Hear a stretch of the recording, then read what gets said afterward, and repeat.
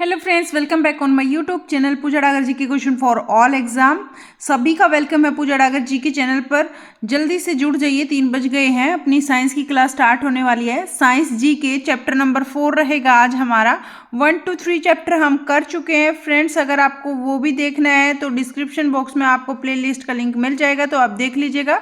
तो जल्दी से स्टार्ट करते हैं हम हीट, टेम्परेचर एंड थर्मोडायनामिक, ठीक है, जिसको बोलते हैं हिंदी में ताप, तापमान और ऊष्मागतिकी। ये रहेगा चैप्टर आज का हमारा। तो जुड़ जाइए, 3 बज गए हैं फ्रेंड्स। जल्दी से स्टार्ट करते हैं हम अपने टॉपिक को। हम टॉपिक वाइज साइंस को बिल्कुल टिल द एंड तक कवर करेंगे। तो प्लीज़ आधा घंटा आप साइंस के लिए निकाल लीजिए, क्योंकि साइंस से रिलेटेड आपके एग्जाम में क्वेश्चन आते हैं, तो आपके सारे ठीक हो जाएंगे अगर आप डेली साइंस को आधा घंटा देते हो। तो एक चैप्टर से कम 50 क्वेश्चन करते हैं, तो सारे चैप्टर हमारे कवर हो जाएंगे। तो जल्दी से शुरू करते हैं क्वेश्चन नंबर 1 से। थर्मोस्टेट का प्रयोजन क्या है? तो थर्मोस्टेट का प्रयोजन क्या है? तापमान को बढ़ाना, तापमान का मापन करना, या फिर तापमान को स्थिर रखना, या तापमान को विद्युत में। तो ये जो हमारा थर्मोस्टेट है, थर्मोस्टेट का प्रयोजन क्या है? तापमान को बढ़ाना, तापमान का मापना, या फिर तापमान को स्थिर रखना, या तापमान को विद्युत में। तापमान को स्थिर रखना, इसका काम क्या है? थर्मोस्टेट का प्रयोजन क्या है? यह एक जो है तापमान को स्थिर रखना इसका कार्य है। थर्मोस्टेट का क्या कार्य है? तापमान को स्थिर रखना। थर्मोस्टेट का क्या कार्य है? तापमान को स्थिर रखना इसका कार्य है। ये हमारा आंसर रहेगा, सी आंसर रहेगा इसका। आगे चलते हैं क्वेश्चन नंबर 2 पर। मोटर कार में शीतलन तंत्र रेडिएटर किस सिद्धांत पर कार्य करता है? तो मोटर कार में जो शीतलन तंत्र है, जिसको बोलते हैं रेडिएटर, किस सिद्धांत पर कार्य करता है? मोटर कार में रेडिएटर यह केवल संवहन पर, केवल चालन पर, या फिर केवल विकिरण पर, या चालन एवं विकिरण दोनों पर। तो इसका आंसर रहेगा जो है मोटर कार में शीतलन तंत्र या रेडिएटर यह कार्य करता है केवल संवहन पर। रेडिएटर केवल संवहन पर कार्य करता है, ये रहेगा इसका ए आंसर रहेगा। क्वेश्चन नंबर 3 देख लेते हैं। टेलीविजन दर्शन डिश एंटीना प्रयुक्त करते हुए बरसात में उपग्रह सिग्नल नहीं प्राप्त करते, क्योंकि जब बारिश होती है तो टेलीविजन का जो एंटीना है वो सिग्नल प्राप्त नहीं करता। तो टेलीविजन दर्शन डिश एंटीना प्रयुक्त करते हुए बरसात में उपग्रह सिग्नल नहीं प्राप्त करते, क्योंकि। तो क्योंकि देख लेते हैं क्यों प्राप्त नहीं करते सिग्नल उपग्रह, ये देख लेते हैं। ए, एंटीना छोटे होते हैं, या बी, वर्षा की बूंदें रेडियो तरंगों की ऊर्जा अवशोषित कर लेती है, या फिर सी, वर्षा की बूंदें रेडियो तरंगों की ऊर्जा की मूल दिशा को विचलित करती हैं। जो उसकी मूल दिशा होती है रेडियो तरंगों की, उसको विचलित करती हैं। उपयुक्त कथनों में से कौन सा कथन सही है? तो केवल 1 और 2, केवल 1 या केवल 2 और 3, या केवल 1 और 3, 1, 2 और 3 तीनों। तो क्या रहेगा इसका आंसर फ्रेंड्स? एंटीना छोटे होते हैं, इसका तो कोई लॉजिक ही नहीं है। एंटीना किसी भी प्रकार का हो सकता है, तो एंटीना छोटा होना, बड़ा होना, इससे कोई फर्क नहीं पड़ता कि जो है सिग्नल नहीं पकड़ेंगे उपग्रह। तो ये क्या रहेगा इसका आंसर? वर्षा की बूंदें रेडियो तरंगों की ऊर्जा अवशोषित कर लेती हैं। जो वर्षा की बूंदें हैं वह रेडियो तरंगों की जो है ऊर्जा उसको अवशोषित कर लेती हैं, और वर्षा की बूंदें रेडियो तरंगों की ऊर्जा की मूल दिशा को विचलित करती हैं, और जो रेडियो तरंगों की ऊर्जा की मूल दिशा है उसको भी विचलित करती हैं। तो इसका आंसर रहेगा केवल 2 और 3। तो इसका आंसर रहेगा हमारा सी। ठीक है फ्रेंड्स, केवल 2 और 3 आंसर रहेगा। Question number 4। अगर वीडियो लाइक नहीं की है तो प्लीज़ वीडियो को लाइक कर दीजिए, ज़्यादा से ज़्यादा शेयर कर दीजिए। चैनल पर नए हैं तो प्लीज़ प्लीज़ प्लीज़ चैनल को सब्सक्राइब कर लीजिए, और प्लीज़ टिल द एंड तक आप वीडियो में बने रहा करो, बीच में स्किप ना किया करो, वीडियो को बीच में ना छोड़ा करो। आगे चलते हैं क्वेश्चन नंबर 4। सौर प्रकाश में सर्वाधिक सामान्य प्रकार की विकिरण ऊर्जा जो मनुष्य में त्वचा की धूप ताम्रता का वर्णन कारण होती है, तो क्या कहलाती है? तो वो क्या कहलाती है? सौर प्रकाश में जब सर्वाधिक, सबसे ज्यादा सामान्य प्रकार की जो है विकिरण ऊर्जा है, यहाँ विकिरण ऊर्जा की बात कर रखी है, जो मनुष्य में त्वचा की धूप ताम्रता का कारण होती है तो क्या कहलाती है। ठीक है फ्रेंड्स, तो त्वचा का रोग किस एक विकिरण के द्वारा हो जाता है जो कि सौर प्रकाश में होता है। दृश्य विकिरण का, पराबैंगनी विकिरण का, या फिर अवरक्त विकिरण का, या सूक्ष्म तरंग विकिरण का। तो इसका आंसर रहेगा पराबैंगनी विकिरण होती है, जो कि ओजोन जो लेयर होती है हमारे इन्वायरमेंट में वो क्रॉस करके आती है, पराबैंगनी विकिरण है, और ये त्वचा में रोग का कारण बनती है, कैंसर का भी कारण है पराबैंगनी विकिरण है। ठीक है फ्रेंड्स, हमारा जो वायुमंडल होता है, वायुमंडल में एक लेयर होती है जो कि ओजोन लेयर कहलाती है, ओजोन लेयर कहलाती है। इस लेयर में जो है पराबैंगनी विकिरणें आकर अवशोषित हो जाती, लेकिन अगर यहाँ से इसमें कुछ भी जो हमारा इन्वायरमेंट पोल्यूटेड हो रहा है, जिसकी वजह से इसमें छेद हो रहे हैं, जिसकी वजह से जो ये हानिकारक पराबैंगनी विकिरणें हैं ये हमारे जो है धरातल पर आ रही हैं, जिसकी वजह से कैंसर नामक हानिकारक रोग फैल रहा है। आगे चलते हैं क्वेश्चन नंबर 5। क्वेश्चन नंबर 5 क्या है।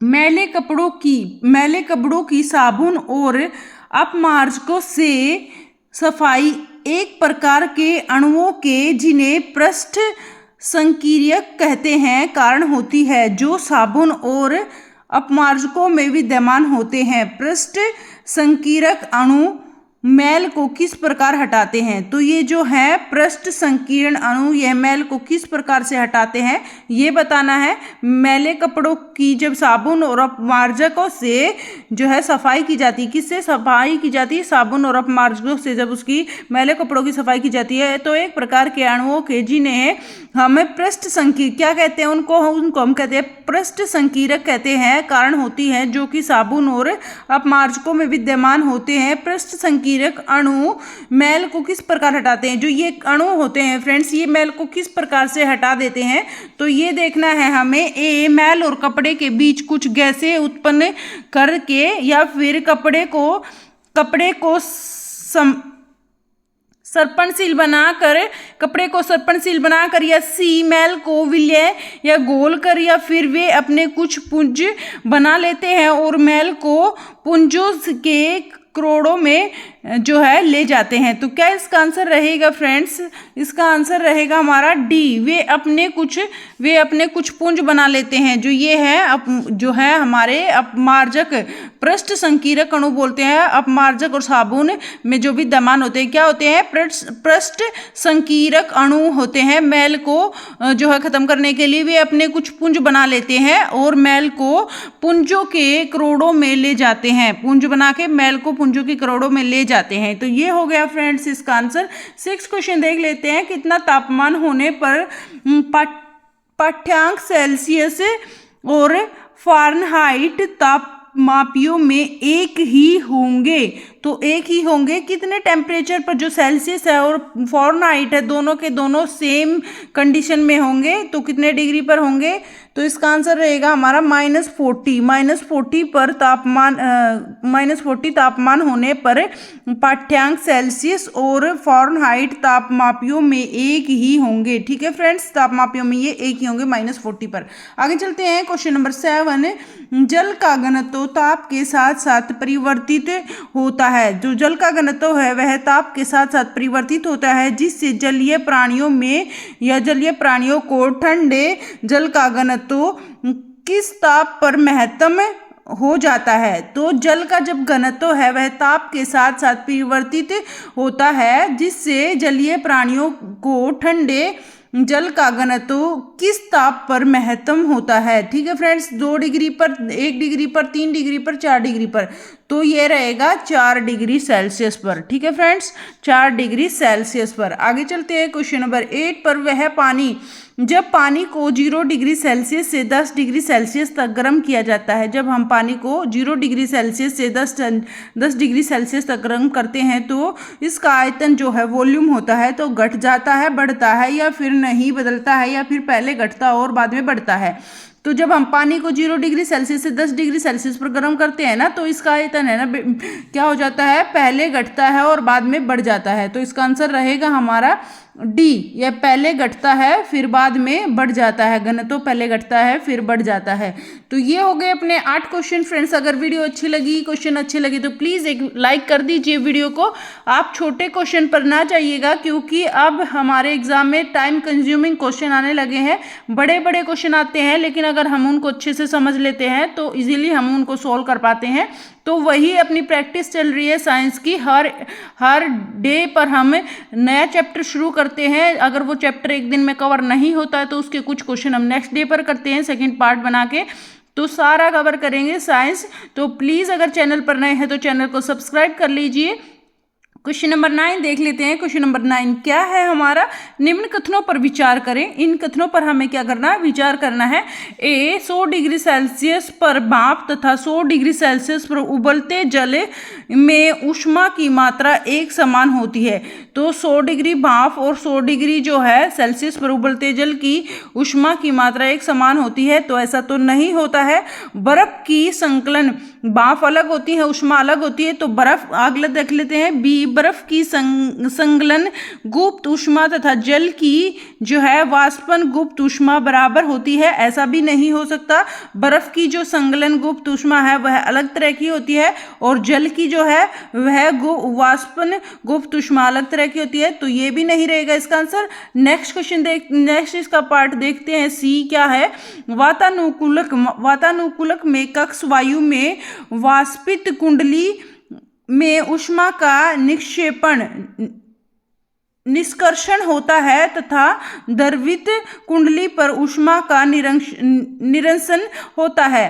तो इसमें से कौन सा कथन सही रहेगा, इसमें से ये ही वाला हमारा कथन सही रहेगा, केवल सी आंसर सही रहेगा हमारा। एक बार और इसको देख लेते हैं अच्छे से। वातानुकूलन में जो है कक्ष वायु में वाष्पित कुंडली में ऊष्मा का निष्कर्षण होता है, ऊष्मा का क्या होता है, निष्कर्षण होता है तथा द्रवित कुंडली पर ऊष्मा का निरसन होता है। ठीक है फ्रेंड्स, ये रहेगा इसका आंसर। आगे चलते क्वेश्चन नंबर 10 पर निम्नलिखित युक्तियों में से किसको मोटर गाड़ियों के इंजन को ठंडा करने के लिए प्रयोग में लाया जाता है। तो इनमें से किसको मोटर गाड़ियों के इंजन को ठंडा करने के लिए प्रयोग में लाते हैं, देख लेते हैं। टरबाइन को, पॉलीग्राफ को, रेडिएटर को या फिर क्वाइटेंट को क्या रहेगा इसका आंसर। क्वेश्चन नंबर 10 का आंसर रहेगा रेडिएटर को ठंडा करने के लिए ये रहेगा।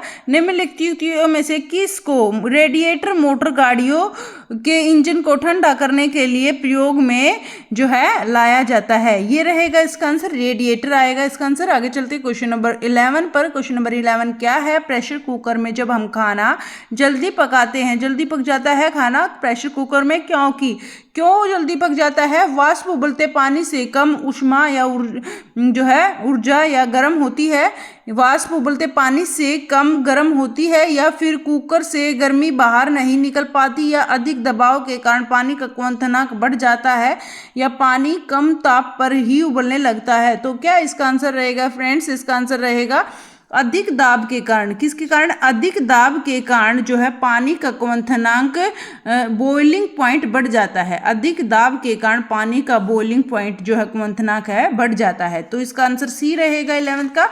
आगे चलते हैं 12th क्वेश्चन देख लेते हैं फ्रेंड्स। अगर वीडियो को लाइक नहीं किया है तो लाइक कर दीजिए, शेयर कर दीजिए, कमेंट कर दीजिए, और अगर चैनल पर नए हैं तो प्लीज़ सब्सक्राइब भी कर लीजिए। क्वेश्चन नंबर 12 देख लेते हैं। किस बिंदु पर फ़ारेनहाइट तापक्रम सेंटीग्रेड तापक्रम का दुगना होता है। तो ऐसा कौन सा बिंदु है जिस पर फ़ारेनहाइट जो तापक्रम है वो सेंटीग्रेड तापक्रम का कितना होता है, दुगना होता है। सेंटीग्रेड तापक्रम का दुगना होता है फ़ारेनहाइट, ये होता है -12.3 डिग्री सेल्सियस, -6.7 डिग्री सेल्सियस, या फिर 135 डिग्री सेल्सियस या 160 डिग्री सेल्सियस। तो क्या रहेगा इसका आंसर, 160 डिग्री सेल्सियस पर जो है फ़ारेनहाइट तापक्रम 160 डिग्री बिंदु पर फ़ारेनहाइट तापक्रम सेंटीग्रेड तापक्रम का दुगना होता है 160 डिग्री सेल्सियस पर। क्वेश्चन नंबर 13, रेफ्रिजरेटर में खाद्य पदार्थ ताज़ा रखने हेतु हम सुरक्षित तापमान रखते हैं कितना? 8 डिग्री सेल्सियस, 4 डिग्री सेल्सियस या फिर 0 डिग्री सेल्सियस या फिर 10 डिग्री सेल्सियस। तो इसका आंसर रहेगा 4 डिग्री सेल्सियस पर सुरक्षित तापमान पर हम खाद्य पदार्थ को सुरक्षित रखते हैं। क्वेश्चन नंबर 14 देख लेते हैं, निम्नलिखित अवस्थाओं में से किस में गीले कपड़े सबसे जल्दी सूख जाते हैं? तो कौन सी अवस्था में गीले कपड़े जो हमारे जल्दी से सूख जाते हैं, इनमें से कौन सी अवस्था में गीले कपड़े जल्दी सूख जाते हैं? 100 डिग्री आर्द्रता, 20 डिग्री सेल्सियस तापक्रम पर, 100 डिग्री आर्द्रता और 60 डिग्री सेल्सियस तापक्रम पर, या 20 डिग्री आर्द्रता 20 डिग्री सेल्सियस तापमान पर, या फिर 20 डिग्री आर्द्रता और 60 डिग्री तापक्रम पर। तो इसका क्या आंसर रहेगा? इसका आंसर हमारा रहेगा क्वेश्चन नंबर 14 का 20 डिग्री आर्द्रता और 60 डिग्री तापक्रम पर। आर्द्रता तो कम होनी चाहिए, आर्द्रता से क्या होता है, इससे जो है गर्मी जो है पसीने वाली हो जाती है, तो ये आर्द्रता तो 20% होनी चाहिए, और जो तापक्रम वो ज़्यादा होना चाहिए 60 डिग्री सेल्सियस तापक्रम पर। आगे चलते हैं क्वेश्चन नंबर 15 पर। जब सिले बिस्कुटों को थोड़ी देर के लिए अगर फ्रिज में रख दिया जाए तो उसके अंदर जो है सीलन है वो खत्म हो जाती है, तो वो क्या हो जाते हैं? कुरकुरे हो जाते हैं। तो क्या होता है देख लेते हैं। फ्रिज के अंदर आर्द्रता कम होती है, फ्रिज के अंदर क्या होती है? आर्द्रता कम होती है, और इसलिए अतिरिक्त नमी अवशोषित हो जाती है, या ठंड से अतिरिक्त नमी बाहर आ जाती है, या फिर फ्रिज के अंदर आर्द्रता अधिक होती है और इसीलिए जो है इसके अतिरिक्त नमी अवशोषित हो जाती है, फ्रिज के अंदर दाब अधिक होता है जिससे अधिक नमी बाहर आती है। तो क्या इसका आंसर रहेगा? जब हमारे जो बिस्किट हैं वो सील जाते हैं, अगर हम उसको रेफ्रिजरेटर में रख देते हैं तो वो कुरकुरे हो जाते हैं, तो करारे हो जाते हैं। तो फिर ऐसा क्यों होता है? क्योंकि फ्रिज के अंदर जो है आर्द्रता कम होती है। आर्द्रता कैसी होती है याद रखना आपको, फ्रिज के अंदर आर्द्रता कम होती है और इसीलिए अतिरिक्त नमी अवशोषित हो जाती है। तो ये आंसर रहेगा इसका ए। आगे चलते हैं 16 क्वेश्चन पर। 16 क्वेश्चन क्या है? निम्नलिखित कथनों पर विचार करें। वेलकम है सभी का पूजा डागर जी की क्लास में। क्वेश्चन नंबर 16 देख लेते हैं, कथनों पर विचार करें। कथन ए, यदि फ्रिज पर बर्फ खट्टी होती है तो रेफ्रिजरेटर में जो है शीतलन बुरी तरह से प्रभावित हो जाता है। या बी, कारण, इसका कारण क्या है? बर्फ एक दुर्लभ चालक है, बर्फ एक दुर्बल चालक है। तो क्या इसका आंसर रहेगा? इनमें से विचार करना है, सही उत्तर का चयन नीचे दिए गए कूटों की सहायता से करना है। दो कूट दिए हैं, दोनों ए और आर सही है, परंतु ए का सही स्पष्टीकरण आर नहीं है, या दोनों ए और आर सही है और ए का सही स्पष्टीकरण आर है, या ए सही है परंतु आर गलत है, ए गलत है परंतु आर सही है। तो क्या इसका आंसर रहेगा? क्वेश्चन नंबर 16 का हमारा आंसर रहेगा फ्रेंड्स बी, ए और आर सही है और ए का सही स्पष्टीकरण आर है। तो इसका आंसर रहेगा बी। एक बार फिर से देख लेते हैं ऐसा क्यों है। तो यदि फ्रीजर पर बर्फ इकट्ठी होती है तो रेफ्रिजरेटर में शीतलन बुरी तरह से प्रभावित हो जाता है। अगर बर्फ इकट्ठी होगी तो शीतलन बुरी तरह से प्रभावित हो जाएगा। बर्फ एक दुर्बल चालक है, ये दोनों ही सही हैं और दोनों एक दूसरे को क्या है? सही जो है स्पष्टीकरण करते हैं एक दूसरे का। आगे चलते हैं क्वेश्चन नंबर 17 पर। यदि कोई कुर्ता कमीज सफेद है तो इसका अर्थ है क्या होता है? अगर कोई कुर्ता सफ़ेद है, कमीज सफ़ेद है, अगर हम गर्मियों में देखते हैं तो हम कैसे कपड़े पहनते हैं? थोड़े लाइट कपड़े पहनते हैं, थोड़े लाइट कलर के कपड़े पहनते हैं। जैसे अगर हम सफ़ेद कुर्ता पहनेंगे तो उसमें हमें कम गर्मी लगेगी। क्यों कम गर्मी लगेगी? अभी देख लेते हैं। यदि कोई कुर्ता कमीज सफ़ेद है तो इसका अर्थ क्या है? वह प्रकाश का पूर्ण शोषण करता है? नहीं, डार्क कलर जो है वो पूर्ण रूप से शोषण करते हैं प्रकाश का। या बी, वह प्रकाश को पूरी तरह परिवर्तित करता है। या सी, वह लाल रंग का शोषण करता है। या वह नीले रंग का शोषण करता है। तो क्या इसका आंसर रहेगा फ्रेंड्स? 17 का आंसर रहेगा वह प्रकाश को पूरी तरह से परावर्तित करता है। ठीक है फ्रेंड्स, यह अपने तक नहीं रखता है तो इसीलिए ऐसा होता है। क्वेश्चन नंबर 18, ताप स्थायी खालिस्तान स्थिर बनाए रखने का साधन है। तो ताप स्थायी खालिस्तान स्थिर बनाए रखने का साधन है। किस चीज को?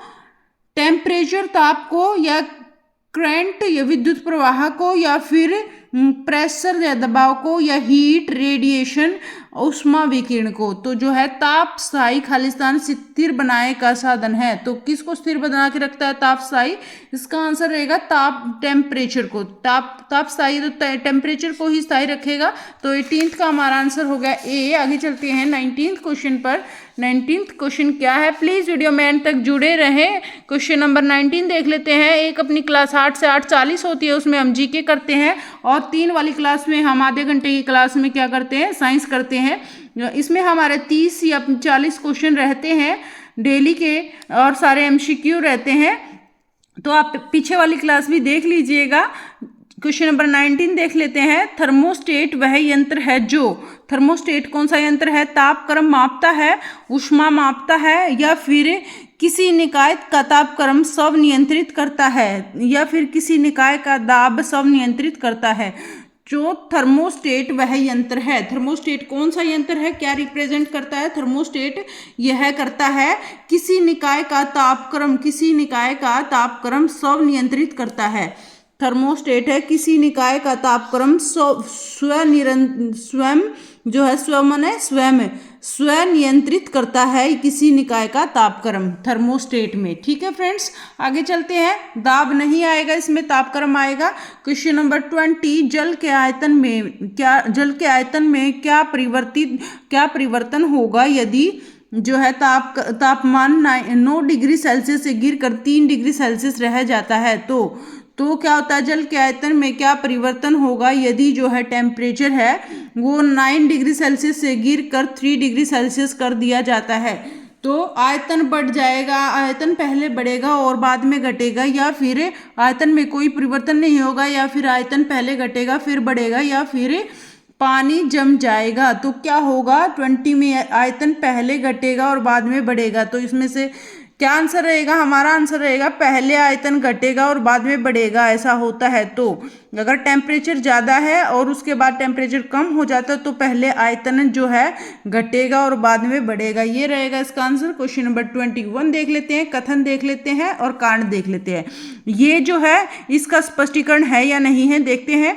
ऊनी वस्त्र हमें गर्म रखते हैं, ये बात सही है। ऊनी वस्त्र हमें गर्म रखते हैं। ऊनी रेशे वह विशेष प्रकार के प्रोटीन के बने होते हैं जो ऊष्मा के कुचालक होते हैं। ऊष्मा के कुचालक होते हैं। कुचालक मतलब उसके अपोजिट होते हैं, यानी जो हरे से जो ऊनी वस्त्र है वो ऊष्मा को जो है कुचालक होते हैं। ऊष्मा के कुचालक मतलब ऊष्मा को नहीं रखते अपने तक, तो ऐसा कुछ नहीं है। वो ऊष्मा के सुचालक होते हैं। ऊष्मा यानी हमें गर्म रखते हैं। तो ये तो हमारा आंसर बिल्कुल ही गलत है। तो कारण बिल्कुल सही नहीं है और ए हमारा सही है। तो यहाँ से हम इजीली पता लगा लेते हैं ए और आर दोनों सही है, किंतु आर ए की सही व्याख्या नहीं है। ए और आर दोनों सही है तथा ए और आर की सही व्याख्या है, या फिर सी ए सही है किंतु आर गलत है, ए गलत है किंतु आर सही है। यहाँ गलत है, ये आंसर गलत रहेगा। तो यहाँ पर ये रहेगा ए सही है, आर जो है गलत है हमारा। क्वेश्चन नंबर 22 देख लेते हैं। 22 क्या है? प्लीज़ वीडियो में एंड तक जुड़े रहें। ज़्यादा से ज़्यादा मैं आपकी 6 से 7 मिनट में कवर करा दूंगी इसको। तो 22 क्वेश्चन क्या है? शीतकाल में जब झील की ऊपरी सतह का पानी बर्फ से जम जाता है, जब ठंडी आती है तो क्या करता है? झील की जो ऊपरी परत है वह बर्फ जम जाती है उसके ऊपर। फिर भी जो जलीय जीव जंतु हैं वह जीवित रहते हैं। क्यों जीवित रहते हैं? क्योंकि उनके अंदर काफ़ी मात्रा में ऑक्सीजन संचित रहती है। क्या उनके अंदर काफ़ी मात्रा में ऑक्सीजन संचित रहती है, या वे बर्फ़ के अंदर सांस ले सकते हैं, या उनके शरीर की बनावट इस प्रकार से है कि वे ऑक्सीजन के बिना रह सकते हैं, या पानी का घनत्व 4 डिग्री सेल्सियस पर सबसे अधिक होता है और जिससे बर्फ़ की ऊपरी सतह के नीचे पानी रहता है। तो ये रहेगा इसका आंसर, डी आंसर रहेगा फ्रेंड्स। पानी का जो घनत्व है वह 4 डिग्री सेल्सियस पर सबसे अधिक रहता है, सबसे अधिक होता है और जो है जिससे बर्फ की ऊपरी सतह के नीचे पानी जो है रहता है। इसकी वजह से जो शीतकाल में जो जीवित रहते हैं, बर्फ में रहने वाले जो जीव हैं वो जीवित रहते हैं पानी के अंदर उसके। 23 क्वेश्चन क्या है, कमरे में लगा हुआ वातानुकूलक नियंत्रित करता है। जो कमरे में हमारे एसी वगैरह लगे होते हैं, वातानुकूलन, वो क्या कवर करते हैं, आर्द्रता और तापमान, या केवल तापमान, या दाब और तापमान, आर्द्रता, दाब और तापमान। दाब का तो इसमें कोई मतलब ही नहीं है जो है, तो इसमें रहेगा तापमान को और आर्द्रता को वो मेंटेन करके रखते हैं। तो इसका आंसर रहेगा हमारा 23 का ए आंसर रहेगा, आर्द्रता और तापमान को नियंत्रित करके रखते हैं। क्वेश्चन नंबर 24, निम्न में से कौन सा कथन सही नहीं है। तो इनमें से कौन सा कथन सही नहीं है, सही नहीं का ध्यान रखना है। इनमें से कौन सा सही नहीं है तो हमें पहले पता लगाना पड़ेगा कौन सा सही है, तभी हमें पता लगेगा कौन सा गलत है। ठीक है, आगे देखते हैं। एयर कंडीशनर और एयर कूलर दोनों आर्द्रता नियंत्रित करते हैं, या एयर कंडीशनर और एयर कूलर दोनों तापक्रम नियंत्रित करते हैं। आर्द्रता नियंत्रित करते हैं, तापक्रम नियंत्रित करते हैं, या फिर एयर कंडीशनर आर्द्रता नियंत्रित करता है परंतु जो है एयर कूलर जो है आर्द्रता नियंत्रित नहीं करता है। यह दोनों वायु की गति नियंत्रित करते हैं। तो क्या इसका आंसर रहेगा, नहीं का पता लगाना है। तो 24 का आंसर रहेगा एयर कंडीशनर और एयर कूलर दोनों आर्द्रता नियंत्रित करते हैं। ऐसा नहीं है, दोनों आर्द्रता नियंत्रित नहीं करते हैं। एयर कंडीशनर और एयर कूलर दोनों आर्द्रता नियंत्रित करते हैं, आर्द्रता नियंत्रित नहीं करते, तापक्रम नियंत्रित करते हैं। तो इसका आंसर रहेगा ए। आगे चलते हैं 25 क्वेश्चन पर। 25 क्वेश्चन क्या है देख लेते हैं। प्लीज वीडियो अगर लाइक नहीं की है तो लाइक कर दीजिए प्लीज। क्वेश्चन नंबर 25, शीशे की छड़, शीशे की छड़ जब भाप में रखी जाती है, अगर कोई शीशे की छड़ है उसको अगर भाप में रख देते हैं तो उसकी लंबाई बढ़ जाती है। तो उसकी लंबाई क्या हो जाती है, बढ़ जाती है, परंतु उसकी चौड़ाई जो है क्या होती है, उसकी चौड़ाई घटती है, अप्रभावित रहती है, बढ़ती है या अव्यवस्थित होती है। तो क्या आंसर रहेगा 25 का, 25 का आंसर रहेगा जो है वो अव्यवस्थित रहती है, उसकी कोई कुछ नहीं कह सकते, अव्यवस्थित रहती है। जब शीशे की छड़ को अगर भाप में रखी जाती है तो लंबाई बढ़ जाती है परंतु जो है चौड़ाई अव्यवस्थित रहती है। आगे चलते हैं फ्रेंड्स 26 क्वेश्चन पर। गर्मी के मौसम में एक पंखा आराम का बोध कराता है, क्योंकि गर्मी में जो हम पंखा चलाते हैं वो हमें आराम का बोध कराता है। क्यों कराता है देख लेते हैं। हमारा शरीर और अधिक गर्मी का हवा में विकिरण करता है, या पंखा ठंडी हवा देता है, या हवा में चालकता में वृद्धि होती है, हवा की चालकता में वृद्धि होती है, या फिर हमारा पसीना अधिक गति से वाष्पित होता है। तो क्या होता है जब पसीना आता है, अगर हम पंखा चला देते हैं उससे क्या होता है, अगर पसीना आया हुआ है तो वो जल्दी से क्या हो जाता है, खत्म हो जाता है। तो अधिक गति से वाष्पित होता है, पसीना अधिक गति से वाष्पित होता है, इस वजह से ऐसा होता है, हमें ठंड महसूस होती है। जब अगर हमें पसीना आया हुआ, अगर हम फैन के नीचे चले जाते हैं तो हमें क्या लगने लग जाती है, थोड़ा सा हमें ठंड लगने लग जाती है। तो इसी वजह से होता है, ये हमारा पसीना अधिक गति से वाष्पित होता है इसीलिए।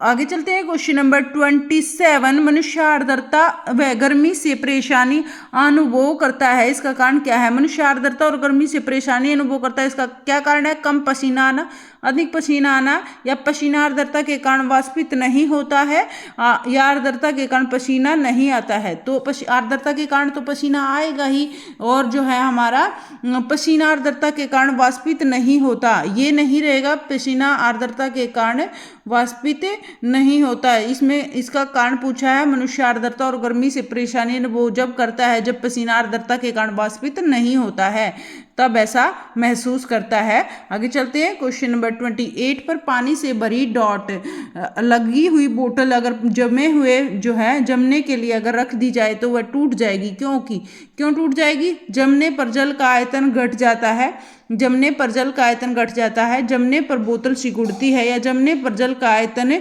बढ़ जाता है, या फिर कांच ऊष्मा का सुचालक है।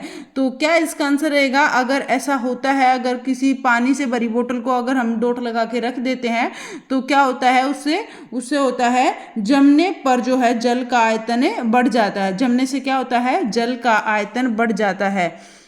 ये रहेगा आंसर इसका, जमने पर जल का आयतन बढ़ जाएगा, इसी वजह से ऐसा होता है। 29 क्वेश्चन पर चलते हैं फ्रेंड्स, केवल 2 ही क्वेश्चन बचे हैं। प्लीज वीडियो में एंड तक जुड़े रहें, 2 से 3 मिनट में कवर कर लेंगे इसको भी। क्वेश्चन नंबर 29, ऊष्मागतिकी का प्रथम नियम संरक्षण के जो है किस सिद्धांत से संबंधित है? तो ऊष्मागति का प्रथम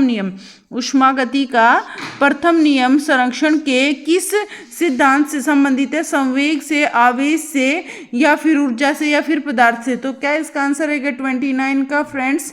इसका आंसर रहेगा ऊर्जा। क्या रहेगा? ऊर्जा। ऊष्मागतिकी का प्रथम नियम संरक्षण के जो है ऊर्जा के, ऊष्मा है तो ऊर्जा से संबंध मिलेगा इसका, ऊर्जा सिद्धांत से संबंधित होती है। क्वेश्चन नंबर 30, निम्नलिखित में से कौन ऊष्मा का सर्वाधिक उत्तम चालक है? ऊष्मा का सबसे उत्तम चालक कौन सा है?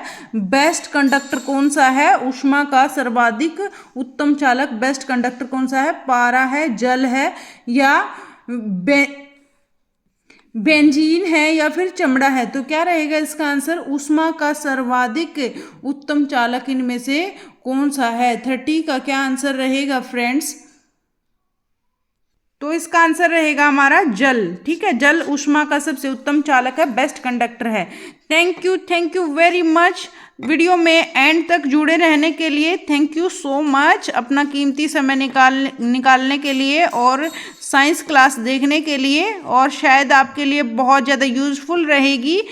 थैंक यू सो मच, और फिर मिलते हैं नेक्स्ट वीडियो में। शाम को 8 से 8:40 पे अपनी क्लास रहेगी, जीके की क्लास। उसमें हम लुसेंट के 100 जीके क्वेश्चन डेली करते हैं, और पिछले जो पार्ट्स नहीं देखे हैं तो आप देख लीजिएगा, वो भी आपके लिए बहुत ज़्यादा यूज़फुल रहेंगे, क्योंकि एग्ज़ाम में जीके से रिलेटेड क्वेश्चन आपके हर एग्ज़ाम में पूछे जाते हैं। या स्कूल लेवल पे देख लो, या फिर कंपटीशन लेवल पे देख लो, या फिर जॉब में देख लो, कहीं भी देख लो, हर जगह पर पूछे जाते हैं।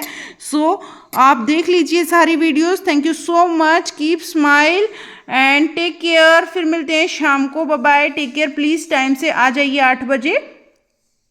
Okay, bye bye.